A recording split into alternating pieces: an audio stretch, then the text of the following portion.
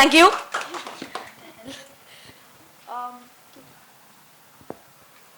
Today, I would like to welcome all of you to our chat. We're exploring the shift between traditional classrooms to tech-driven learning with our founders of Quest, Srikanth and Sharanya. No tests, I promise you. And Roopa will be moderating the discussion. And please give a round of applause for all of them.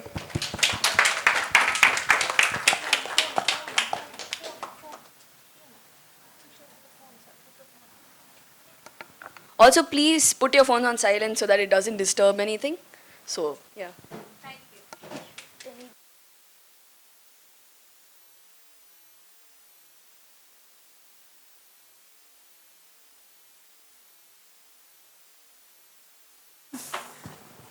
It's working. Can you hear me?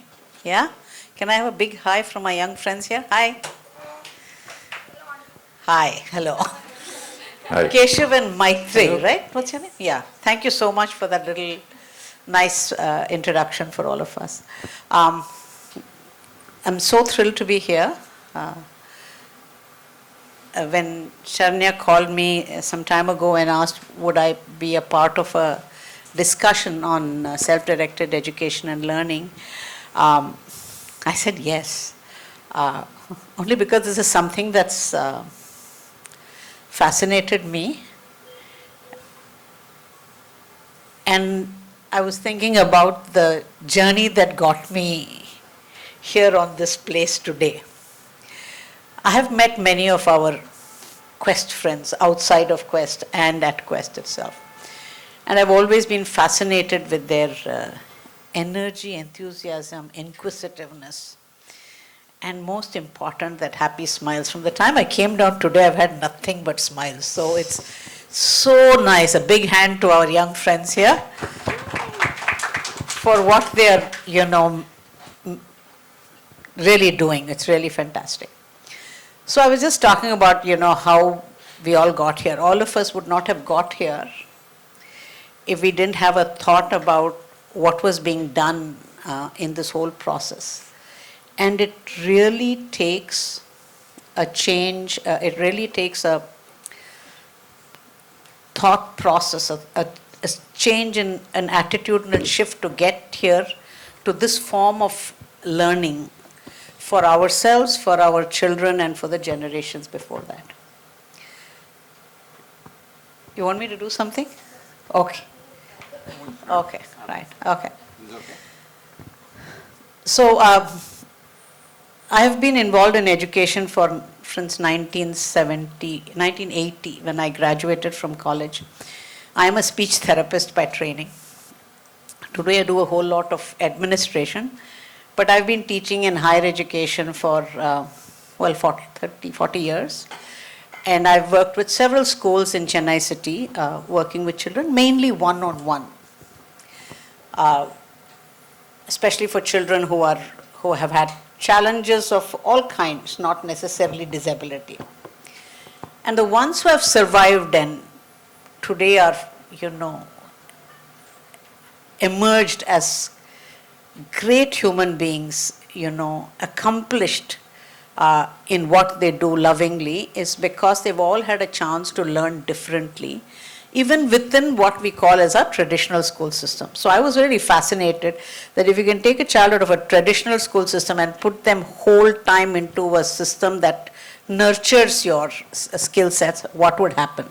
And we are seeing some of that happening here. So I'm so thrilled to be a part of it. Frankly, if I was 40 years younger and maybe I was, I'm 60, 65, so maybe I was 5 years old, maybe 50 years ago, if I had a chance to learn in an environment like this, and if I was given the choice as a child, I would choose this. Okay, so we want to know what this is all about. It's not easy to cross that path to a system of education. So I'm really happy to be involved in this. But more than anything else, I want to say very quickly that why a different kind of education will be able to, will nurture, will grow, is because today everything is changing around us. if you take our work styles, the way we live, where we work, every young I work a lot between parents who are 30 and 45. They don't want to go to work, okay? They want to work at their place, at their environment, with their surroundings. But they are accomplished people. They accomplish what they need to do, but they want to do it in their best mode. And we are seeing that with children also. They also want to learn in their own way. And today, the new education policy gives opportunities for us to do many things on our own with a huge amount of focus on learning across the board, learning what you want, learning how you want. So I think in many ways this little quest is a seed for the way education could move in the future. And I think many of people like me who wanted such a place and didn't have it either for me or for my daughter, okay, would really like to see what happens here. So we have two people who have dreamt this. I think they have lived, slept, talked, walked, everything this for the last many years. I've known Sharanya for ever, I would like to say. At least for 20 years now, I think, at least 20 years. And I've known Srikanth also for a very long time. And I've been fascinated with their capacity to envision not just the physical structure, but the process in envisioning how children could be aided to be the best versions of themselves. So I'm really happy to be here, and I'm really happy they invited me. Other than the fact it got me a day off from work, which I also like. Okay, so anyway, let's get back to what it is. So I know that I like the word quest. Quest has really embraced self-directed learning or self-directed education. It's a complete part of their philosophy. But I want to ask both of you, and maybe Srikanth first, or if you want her, I don't know. I want to know between the two of you, how did you envision Quest? How did you envision this form of learning for children? And so tell us a little bit about that. We'll start with that. I'll go first.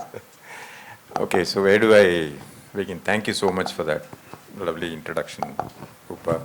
So the word, the journey, our journey itself started way back in about 2014 or 15, when the whole tech revolution was, taking over our lives and, redefining the way everything we were doing around us.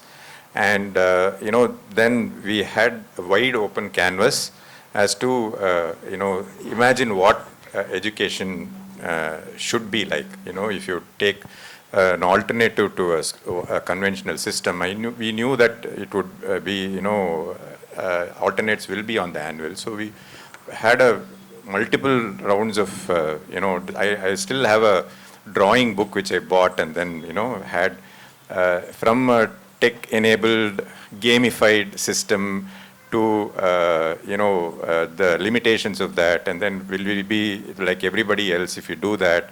We had, I think, several discussions, several fights, several arguments, and I think finally it came down to the fact that you had to actually build it around the community, and that's when we came up with the idea of a friend's place was by chance available in Palavakam, and then we said, why not we just take this up and then start building a community around learning, actually. So that's how the idea started. As for the name, do you remember how the name came about? I mean, if you'd like to add something to what I said. Sure.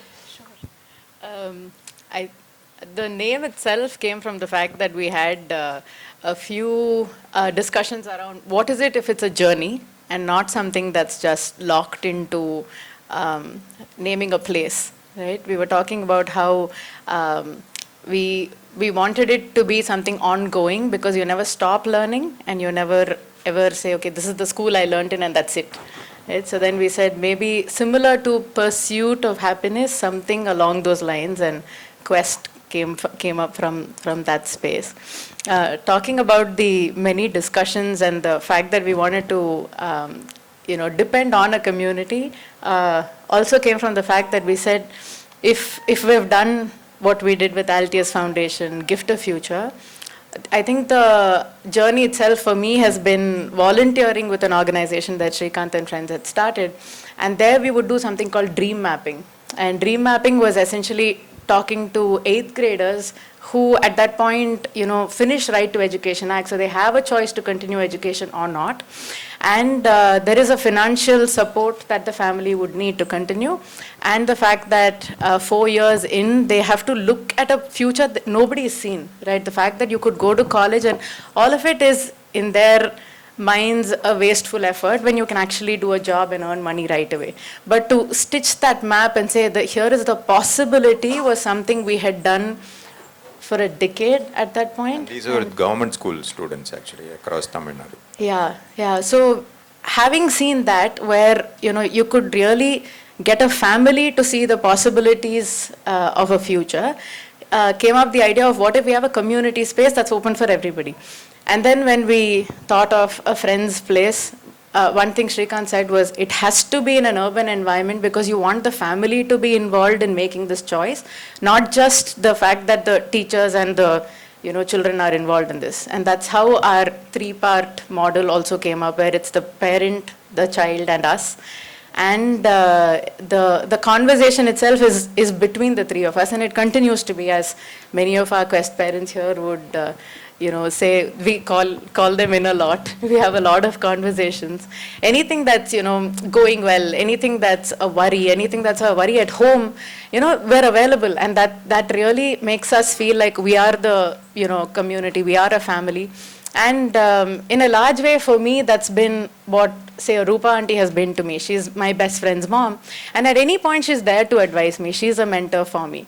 And so is Srikanth with saying, I think certain things, come from experience. And you just have an adult to reach out to. And that comfort to have with a adult in your learning environment is so important, right? It's not defined by fear. It's not defined by the need to respect the adult. But the fact that you just respect the adult from the conversations you have with them, and they are an image in your head in whatever way. So Quest for us, from the time we started to now, has in itself been looking back at the journey. The starting point was, can we be the adults who are the friends, but are also the ones who have those conversations and help them through that journey. So we're by their side and not an authority figure telling them what to do. So. We heard Srikanth use the word tech-driven, and I heard my friend Keshav also use the word tech-driven. We'll come back to tech-driven learning a little bit later. But I want to go back to something that both of them alluded to, which I think is central to what we are all here today, is this self-directed learning or education. We can all have very simplistic views of it, but it's really deep in its thought process of how you can drive learning. I might know what I want my child to know based on my these things. The child thinks he knows better than me as to what he wants to know, and more important, what he doesn't want to know.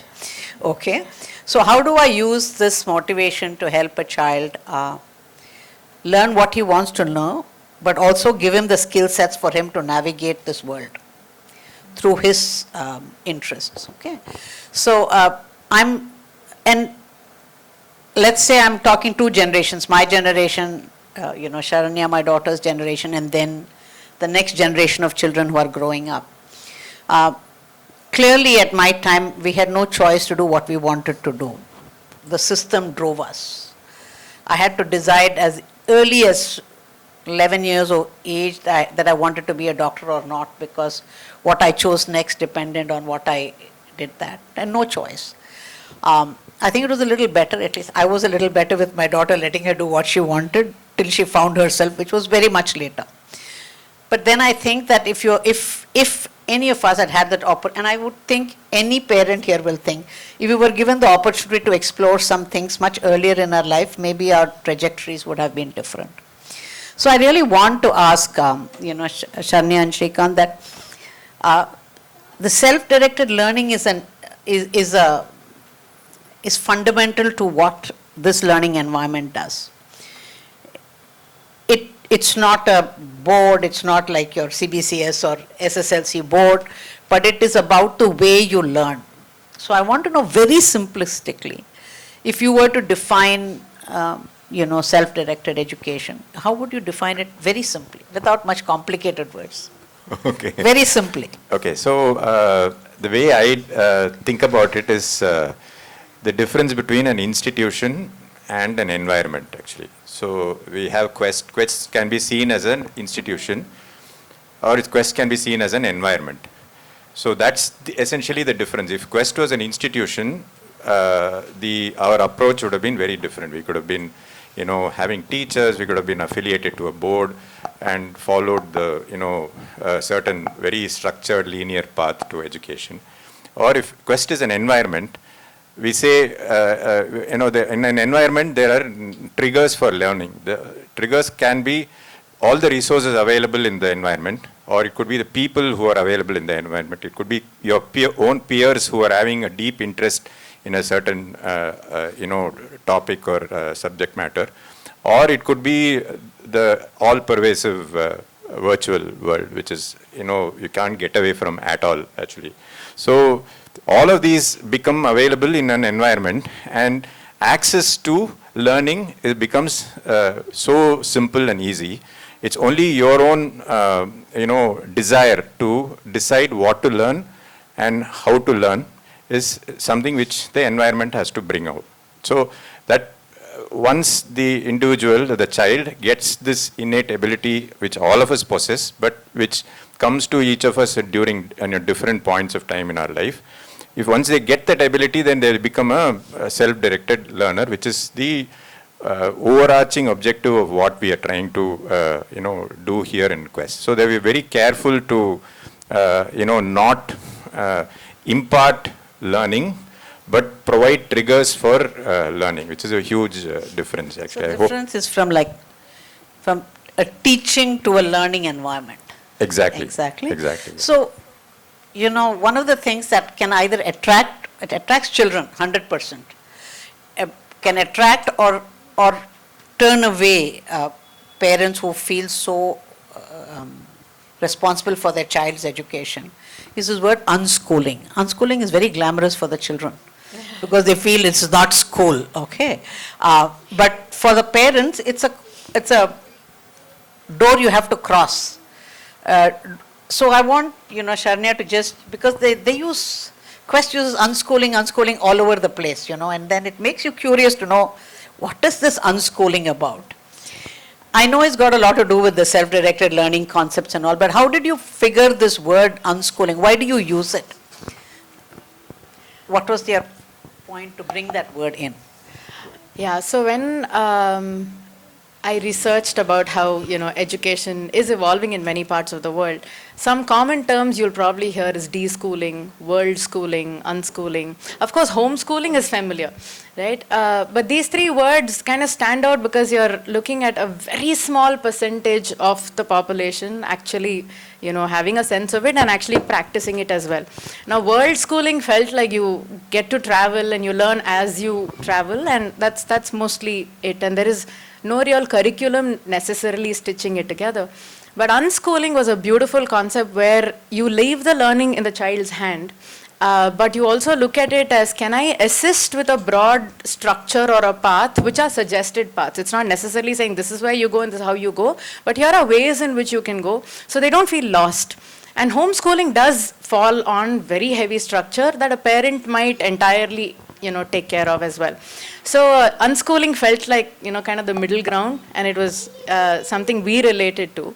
And to also say that we are not, like Srikanth was saying, an institute that gives everything, but rather we work with you on assisting unschooling. So if you are an unschooler already, then Quest becomes that supporting environment. And in a day, we exist in their lives for 6 hours, right? And there is learning happening before, after. They go for after school, they wake up in the morning, probably do swimming or math or whatever.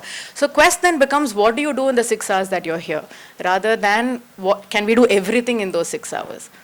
Yeah, so I understand that, but just before we go on, I just forgot to say that, we will leave enough time in the end for any questions that I'm sure that will rise. So we have a system to get the questions. We have a WhatsApp number. Has that been shared? Yeah. Have we shared a WhatsApp number with all the? We have a we'll bring it over, like a Yeah. poster that you Yeah, can just look something at. so that, if they have, as they are talking, they have a question, they could type it in, because this is really about the thought processes you might have, and to get you to that point that you will have more questions, and we will hopefully have better answers for all of you.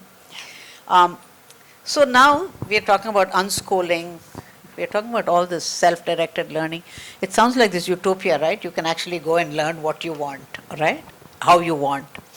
And have smiles on the faces. Okay, that's always makes me so happy, is to see kids with smiles. So the question I have is, how do you bring in structure within this unstructure, or how do you bring in freedom within your perceived structure? Because I know there is a structure. It's not like, oh, unschooling and self-directed learning means today I can do clay modeling and tomorrow I can do art. There is a broader goal, and so how do you bring in the structure within this relatively unstructured non-school environment? What's your thought on that? So I think that's been the argument we had when we started off. Now it's a larger debate with the team, so I love that there are more voices and it's not just two of us. But I would say that I fall back a lot on structures where it's not the child feeling like they're being told what to do. Not imposed. And in a large... it's also that I am a new parent, so there are some fears on, oh my God, what if I'm not doing something right, or what if I've missed out? But Srikanth has seen the journey, and he comes from everything will work out, you don't have to worry so much about structure. So there's always that two ends of, complete freedom and structure. So maybe if you share a little bit on how the freedom supports, then we can talk a little bit about the structure as well. The structure helps, world over there are different models which explore which are alternates, which roughly follow self-directed education model. There's the Sudbury model where the child can completely, be, free. They are totally not told, they're told they're completely free. If they want to sit on a tree for all 6 hours, they're free to do it. And if they need to learn, they have to seek the adult to, book their time and then learn, actually. That's the extreme model. We had a look at it also. I would have tended to go in that direction, actually. So that's where it started. And then when we started Quest itself, we had all of these, the toys and then science experiments. There's a kitchen, there's a library, and you can do whatever you want. And it produced its own results. For a couple of weeks, families came and they were thrilled and excited. But after that, nobody, there was no repeat engagement, because I've seen it. I know that it's all there, so that it became the. And when children also started, having complete lack of structure means complete lack of accountability also. As an institution. Who have started this, they were, at the end of the day, to the customer, we are, I'm talking like a business now, that we are accountable for what outcomes they are seeing, at least the differences they are seeing in the child, actually. So that calls for a certain structure. So this balance between structure, balance between freedom and accountability, freedom and responsibility is something which we straddle all the time, and it is evolved to what it is today. Tomorrow, in a few years' time, I'm sure it will be very different. As it is evolving for us, it is evolving for the learners also, for the children also, because they see the consequence of, I've been learning photography for 6 months, but if they're not able to actually produce something on the field, they feel the need, oh my God, am I doing something wrong? What am I expected to do more? So that needs, with time, it evolves, and that balance between, accountability, responsibility, and the freedom, it kind of evolves, actually. That's what I would say. I don't know if that's... a particular example, if I did gardening with some very young children, and I am not an expert at gardening by any means, But we had a whole lot of fun in 3 months. When I was not showing up for the session, I used to be pulled up by the children. You didn't show up or you didn't bring the seeds. And there was that accountability factor which is there. The fact that I had to conduct the session, it had to be fun, it had to be engaging. And the learning at the end of it, I found that happened in so many multiple ways that, the children still talk about, they associate me with gardening, though I am not a gardener. So when are you having the next gardening session? And we still have the outcome, which is some,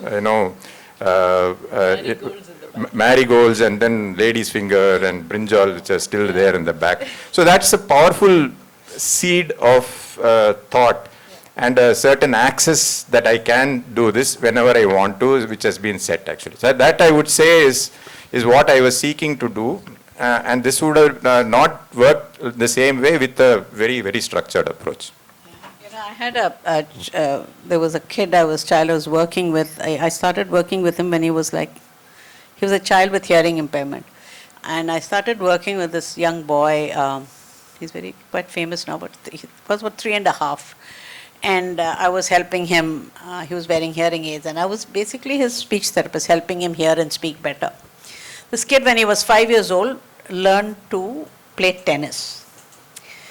And then he was a student who studied at Bala Vidya Mandir, Adyar. And from when he was 6 years old, tennis became his passion. School became subsidiary. It's like, oh my God, I have to go to school. But he wanted to just play tennis. So he would play 6 a.m. to 8 a.m., 4 p.m. This was a little 7-year-old kid. And then, because he wore hearing aids, I'm just talking, he sweats. You sweat in Chennai. But if you think of a kid sweating while you're playing tennis, wearing hearing aids, you know that the hearing aid will stop working with a little bit of moisture. So I spent a whole year working with Prithvi, his name is, how to solve the problem of sweat getting into your hearing aid. That was our whole self-directed learning goal. And this is 2002 or 3. So internet was not so powerful, nothing was so powerful. And I had friends around the world. So we were doing all this talking and writing, figuring out. And we found 10 ways to stop water from going inside the hearing aid. This is before those, humidity control stuff and all came. And it was the most fascinating journey for me because Prithvi was learning with me. Or rather, he was learning for me because the lessons I learned from him, I was giving to the other children I was working with. And this young boy, Prithvi, who attended school because he had to go to school for no other reason than that, then later went on to become a champion tennis player. Today in Paralympics, he's got gold medal. He's, Sydney, Australian Open, the Olympics, he's the gold medal winner last year. So he's accomplished and he keeps telling me, Roopa auntie, thanks to tennis, I learned how to book a ticket to go to whichever place in the world. He's been to about 35 cities. So he'll tell me I'm going to some strange places I've never heard of. But, when he goes there, he's learning on his own. He's now almost 30. He works for the Indian Railways today.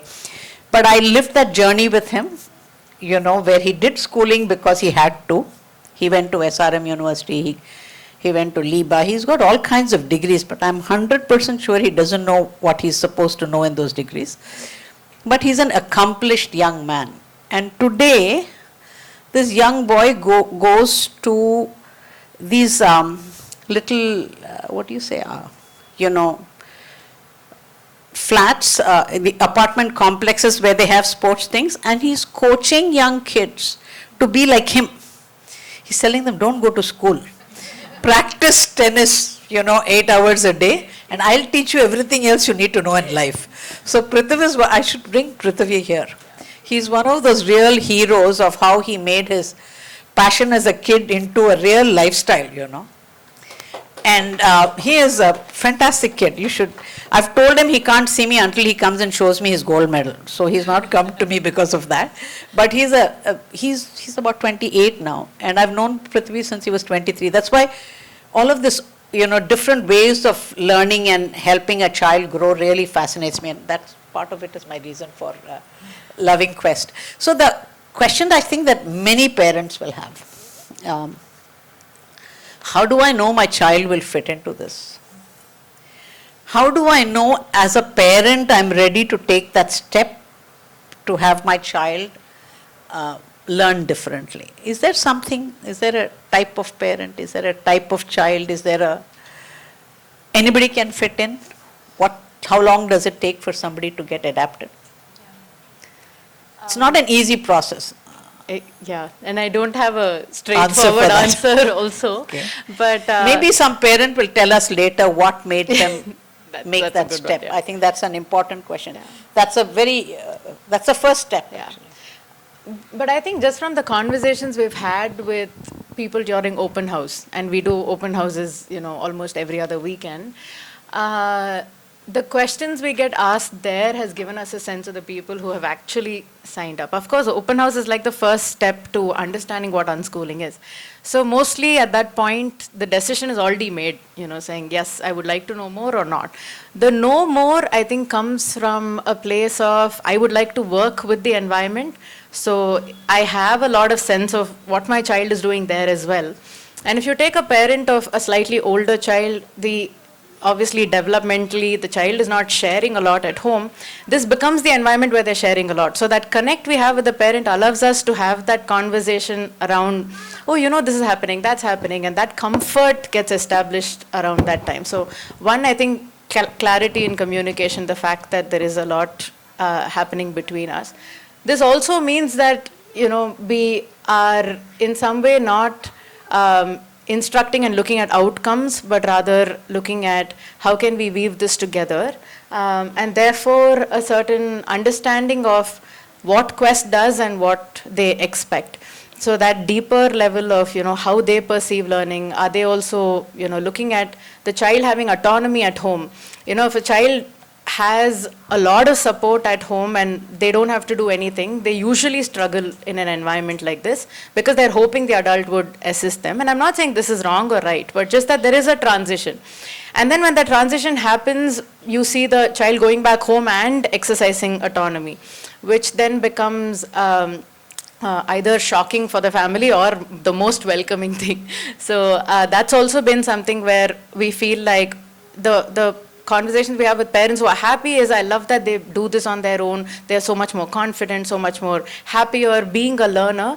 And for us, I think the journey is also to look at, say, a 6-year-old becoming 14, being able to do a lot of it by themselves. What you would think, an adult can do in the world today with so much access, even say right now, ChatGPT has become a crutch for so many things. And in a way, we talk about it's not a bad thing to use, but how you use it as a way to assist certain things you're probably struggling with. It might be grammar, it might be writing in detail, but learn from that. So that independence to make those decisions come from the child. So by 14, if they're confident decision makers, they're able to talk for themselves, they're able to look at a problem as, I can solve it, and I'll figure out the solution. There's no one right solution, but I'll figure it out. Then we become the people who discuss that with them. That shift, I think, when a parent is with us through the journey, they see those success. That's the win, right? It's not that they got a particular score, because that becomes almost inconsequential in the journey of your life. I think I kind of agree with you, because in today's world, I mean, as when we are, for me, when I'm recruiting people or or I'm talking to young people, I think the sea change from 20 years ago to now is, today I'm looking at what does this individual bring to my organization, and it's not an academic skill set. Yeah. It's the the broader skill sets, and we're always looking. I know I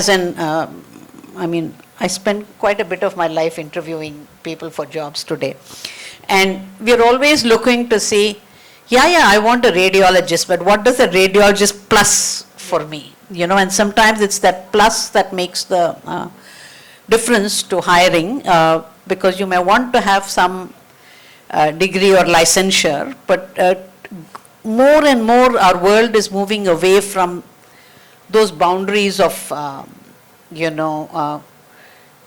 are you from, where were you educated, what is the degree you have to, what can you do. Definitely through in the, in the computer sciences and the, the IT industry, it really doesn't matter if you've not done anything. Can you do what you're expected to do is what people are looking at. But I'm seeing that happen again outside. And I think what Sharanya was also talking about, that blurring of lines between home and school, in terms of looking at a child who is learning rather than is the child learning at school or at home. And how can I help the child's overall learning process? And what can the family or the home do? I think that blurring of lines is, 100% there. But in your philosophy, you want to say something? Can I go ask another question? No. Yeah. No, I just wanted to add, from our own experience, and the parents can add to this and I can think about this. So we've had three broad types of, parents who are actually seeking this for the children. One is the younger parents who don't want schooling I wouldn't bracket them as younger or whatever. They are completely different learning environment. Some of our really young learners, you can see they're very clear that they don't want the conventional schooling. There are other set of parents whose children have gone to conventional schools, have not been happy for whatever reason, and they're seeking an alternative. And then lastly, there's the children who are differently able or have difficulties in learning actually. So this also is a large part of, that's where the potential gray areas for an environment like Quest we've seen arises, because our the ability of the child to manage themselves and show a potential to which we can actually take them to is very key. Otherwise, we have realized where we have taken children with extreme learning difficulties or who are on the spectrum, we found it probably the place like Quest will not bring out what is best for them. So it's been a huge learning for us also that way actually. So you're saying that yes, there are some children for whom this may not be the ideal learning atmosphere. Absolutely. Yeah. I think it's important to know that, to be able to say, hey, I think this may not be the best for your child. I think that's a really important thing. But you're taking kids as young as 6? 6, yeah. Okay, so which is about first grade-ish. And you're then taking kids even older, 11, 12, and you're seeing them through till they're 17, 18, like they might finish whatever board they may choose to complete, So does your philosophy change with the very younger kids, with the older kids? Is there any change in your approach to them, both with reference to in terms of taking them into Quest or in your approach of teaching, learning them? Because I'm thinking, as they are younger, you might find a lot of more common interests for them to explore, but as they grow older, their interests may diverge. So does the program become highly individualized later, while it may be more common at a younger age? I don't know. How do you find out what a child likes? Yeah, so we do have a detailed process for how we understand what the child likes, and it's an ongoing, every 3 months there is a, check on, is this still what you like, or have things You mean a child can choose something and explore for 3 months, Yeah. and then at the end of 3 months? change it if they I don't love want that. it anymore. I love that, okay. Because my attention span may only be that much. Yeah. Okay. But it's very interesting to also see how they do it. It's not so much the structure, but it's just that if you look at a 6 to 8 or 9-year-old, they absolutely love exploring, and we also create the environment such that it's a lot of exposure. So whoever you meet, you might meet them once, but there's no need for repetition also. And they're very clear. I think our 6-year-olds are so clear compared to our older children being like, I don't mind trying again, but it's still be like yes or no. So the folks who come in are also from a place of, I don't need to be the expert at it, like Srikanth is saying, I don't need to be an expert in gardening. But if I love it, I'm happy to share that passion to do it. That is the hook. that the child also takes off from. After a point, they also tell us, is there someone else I can work with, because I think I've hit your capacity of assisting me. Somewhere between 11 and 14, they are narrowing certain things, but they're also keeping a window open to try out some more interests. So what we do is we have in the schedule itself independent work, which is to work with our folks in our team to try and say, hey, have you tried this? Have you thought of this? And it's mostly deduction. I don't want this, so what is remaining? And we have some 2,700-ish sub-interests. So it takes forever to go through that. But it's easy to look at the 12 areas of interest we've made as buckets and say yes or no to each of that. And it's not completely, I want to go and study the moon, Yeah. versus Correct. you have these 2,700 topics and you pick one of them. does this seem Right. interesting for you? Why not? Yeah, For yeah. example, they'll say, I love working with animals. Now that will lead to 20 sub-interests. That sub-interest, for example, can be understanding the anatomy to understanding pet behavior. These could be two options. So you might say, yeah, I want to actually understand pet behavior, which can lead to volunteering in, say, a BMAD or something like that, versus understand anatomy and takes you to another I'd journey. love one of your kids to become a pet psychologist. Huh? I'm sure we'll have volunteers. I actually met a pet psychologist from Australia in Switzerland. And I said, really, what are they doing talking to this cow, But they were, seriously, they were talking to a cow. It was very interesting. Whisperers. I know, no. They were doing fantastic. And actually, you don't understand how much anxiety animals have. So it was really fun. Ati, you have like 20-ish animals. How many do you have? And I'm forget. sure you can be like, oh, that body behavior means this. It's similar to that, right? Anyway, pet behavior is an important thing. But, coming back to one, I think I promised we will talk about it a little bit, because I think it worries all. I'm really looking at this from a parent, my child is in an environment like this. And both my young friend Keshav and Srikanth both uttered those words that scare many of us, tech-driven, We want education to be tech-driven, but we don't want technology to overwhelm or be the only form of learning for our child. On one side, we are sitting and saying, take away the child from the, what do you call it? I keep on counseling all my parents. Vision, what is that called? I'm sorry, I'm getting old, I can't get the word. No vision, no screen time. So reduce screen time, and then we are all the time, can't live without my phone, next to me. And then we talk about tech-driven education, and it's very fashionable to have a child's classroom completely techy. But how much of your learning here is tech-driven, and does it overwhelm your learning approach? And do you have any, what do you say, borders or frameworks for learning outside the tech? Yeah, so the answer to this, on a very practical level, tech does, the children and the facilitators, we use a lot of tech to make our tasks simpler and make learning happen too. But to answer your own, this question, it's very important to envision the internet itself.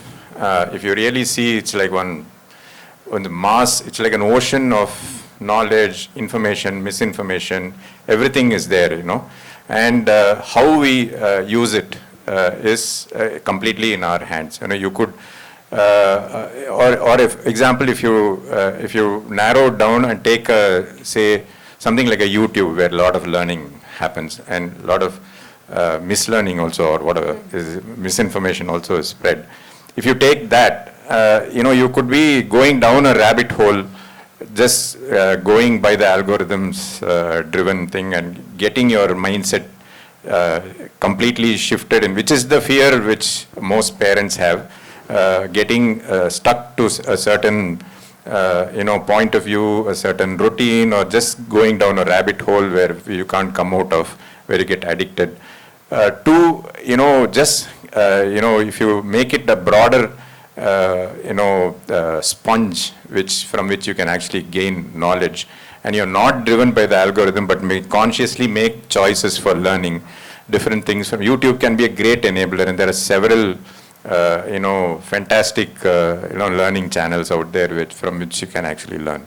So this ability to perceive and being aware of the environment itself is the most difficult to do in a virtual environment. In a physical environment, there are triggers, there are people, you will always be course corrected. I think, so that difference is what we have to actually perceive, and ultimately it will be left to the individual to make these choices. And the way we do that is continuously have conversations where if a child is using the internet for the wrong reasons, or being where it's not being effective in his learning process, is a conversation we have and not something we tell them actually. So that analogy of imagining the internet itself and then see how we use it can help solve many of these issues for us, I think.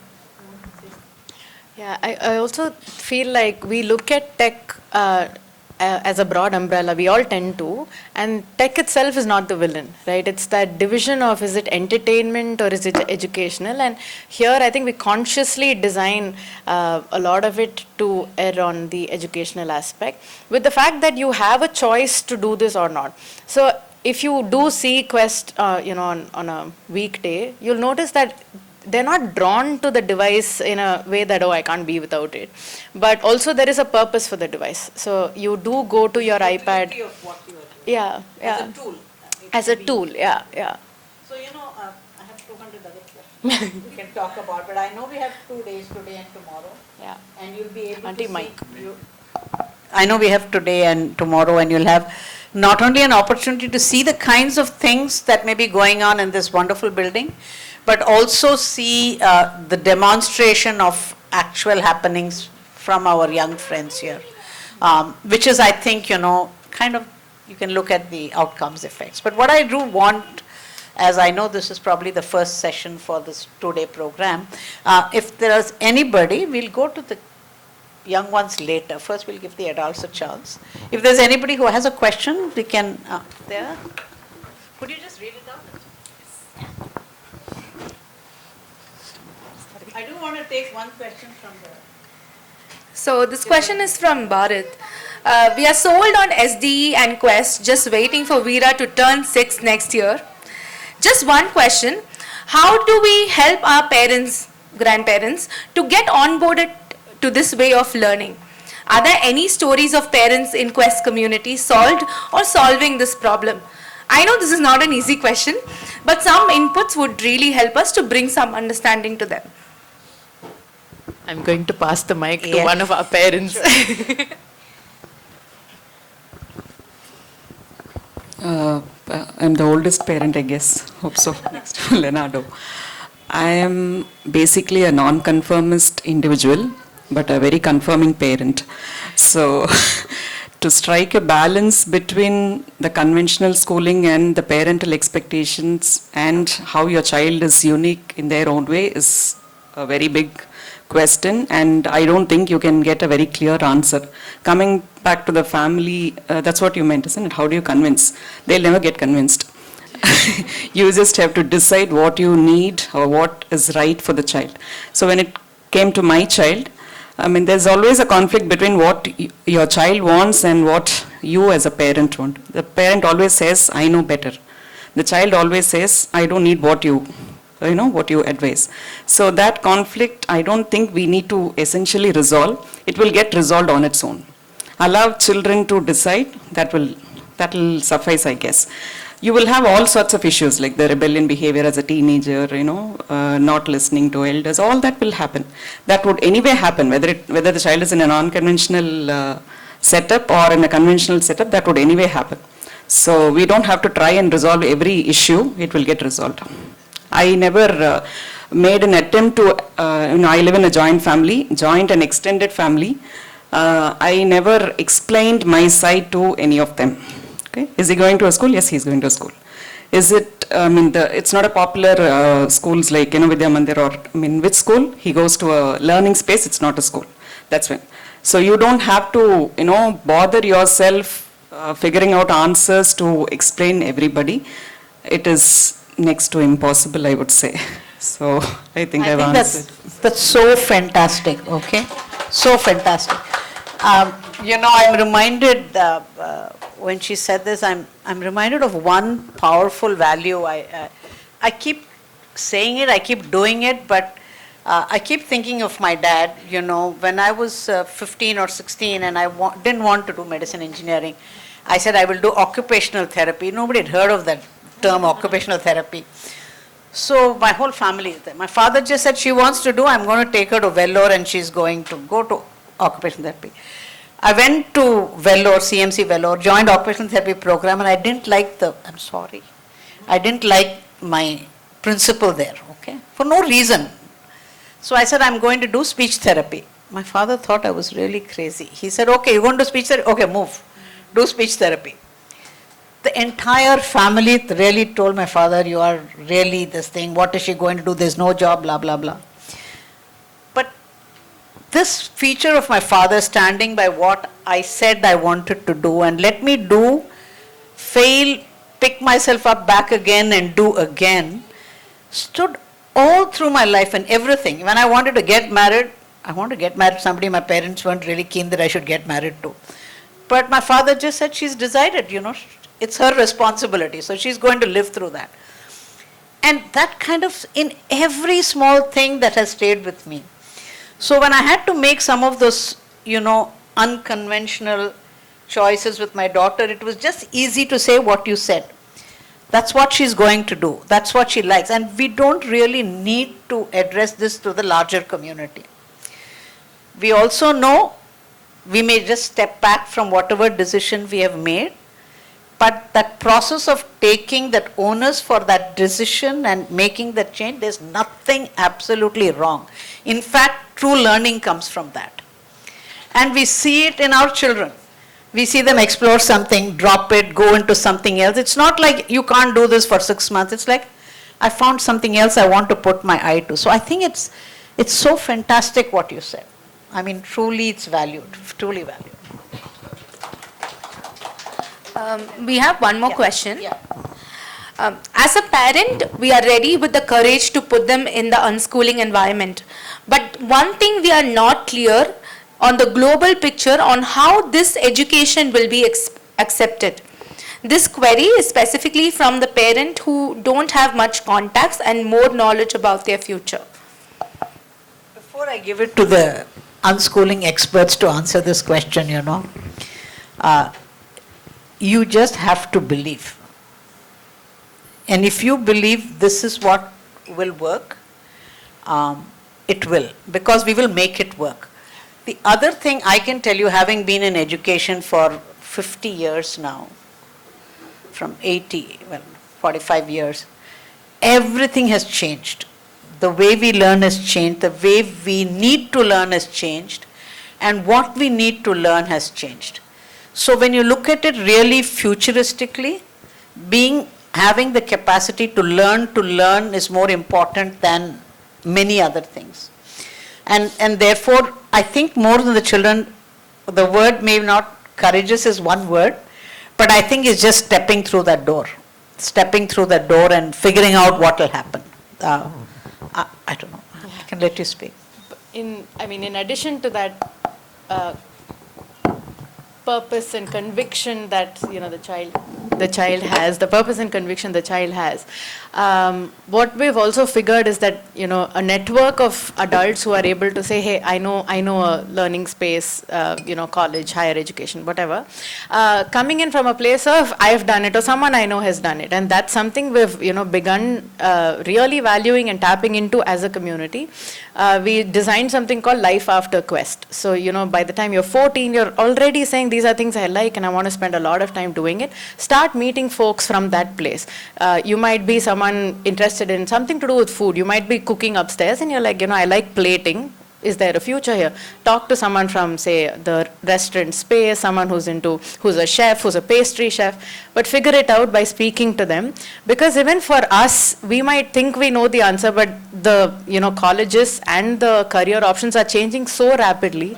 right? And that ability to adapt and be ready to take that leap is what we want our children to be, comfortable with.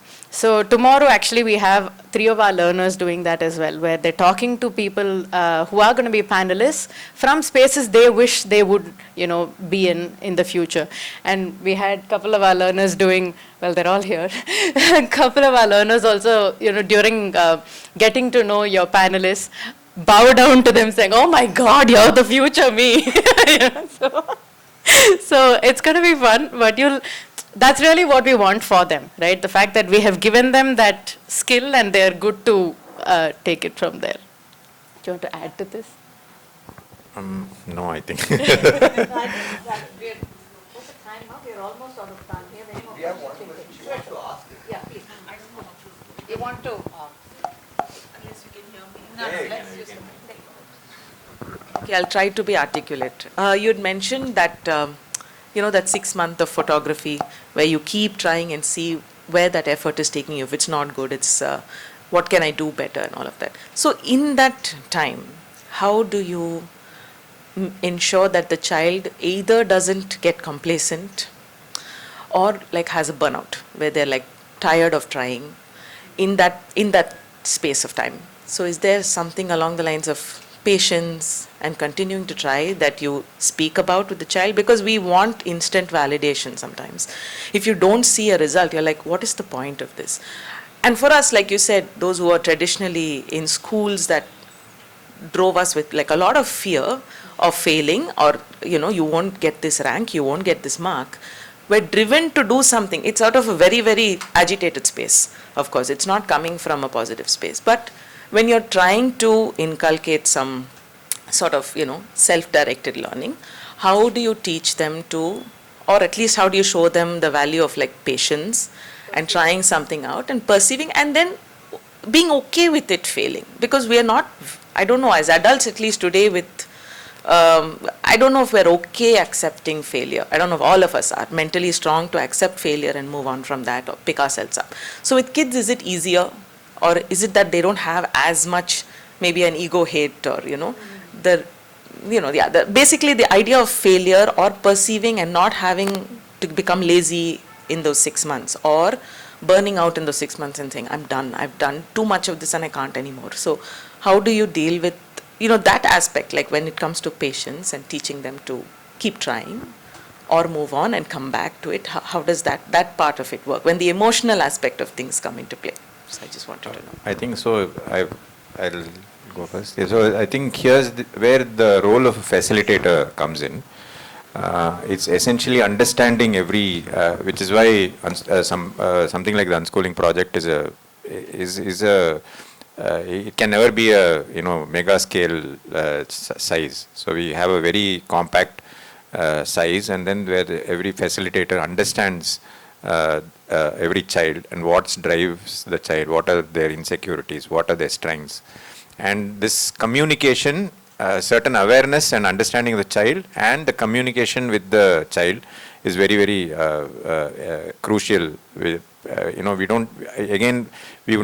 cannot teach patience, but if you see a child struggling with it, just being, talking to them, being by their side, helping them crack some milestone which can become a great enabler is what I would do as a facilitator. Yet there are other children who just sign up, they are just around other children, they don't do as much, you can't force them to follow the structured path. They are learning from children, they're just having fun, which is okay for 3 months, 6 months, but at the end of 6 months is the serious conversation. Hey, this is what you've done, do you want to actually do this, continue this, and if this you want to continue doing this is what becomes the ask for the next this one. So if you are ready, okay for it, you sign up, which is why we take it in chunks of 3 months, evaluate where you are vis-a-vis the goals you set, and then decide on continuing or not continuing. So I think time is the essential answer for all of this. If you you don't give enough time and then quit, you may not come back to it, or you could come back to it at a later point of time. Both those possibilities exist actually. Yeah. One of our learners also wants to add to it. Can I just? But I feel like this question relates to what a self-directed learner means. Sorry. So I feel like this question relates to what being a self-directed learner means. So if you're really interested in what you're pursuing, then you would want to continue pursuing it, even if you're not reaching your goal. You would really want, if you're really interested in it, then that's what you do. What happens if you're not interested? If you're not interested, you try to find out different perspectives, different ways to connect it back to what you're interested in it. How do you deal with frustrations or, Do you feel like giving up? if you feel like giving up, is what? If you feel like dropping something, like leaving it at all, then I suppose try finding things where it's related to, right? Like how you can connect this interest to many other interests. And have you given up anything? Yes. So what was that like? Yeah. That's like, I knew that this isn't what I wanted to do. I knew this isn't what, like, I didn't feel like I was using my time very well.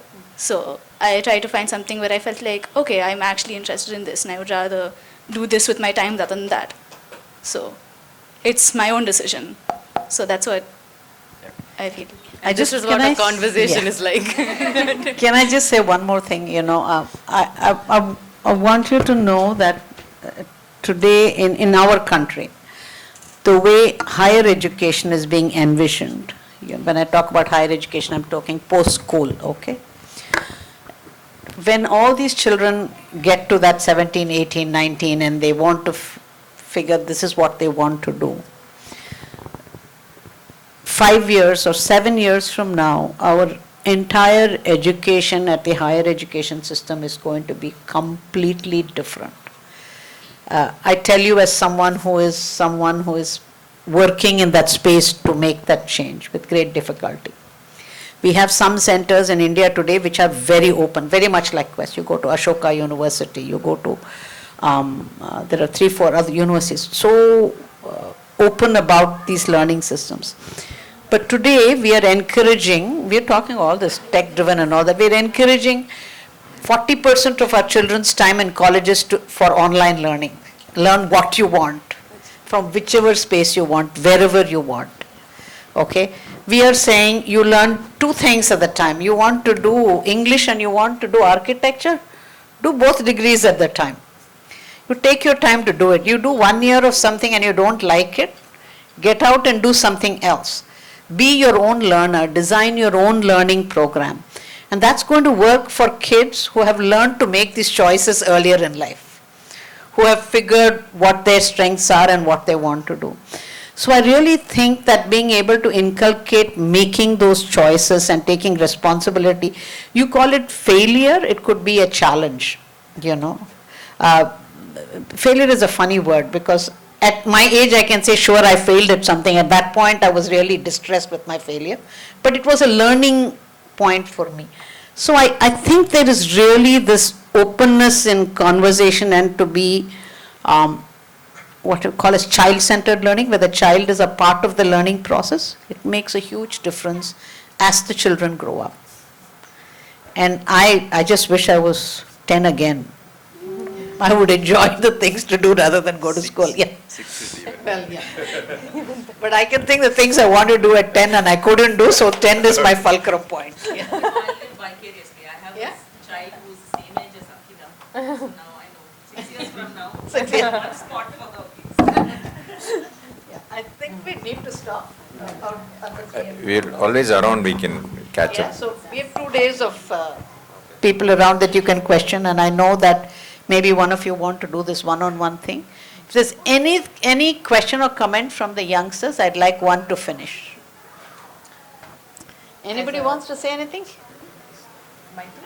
Yeah. Can I? Okay. And we'll finish with that. No speaking after you. Done. Mike's done. Oh, I don't know. Okay. I think when you ask the question about people not, how do they stick through with it, sorry. I don't think we have to be bound by that.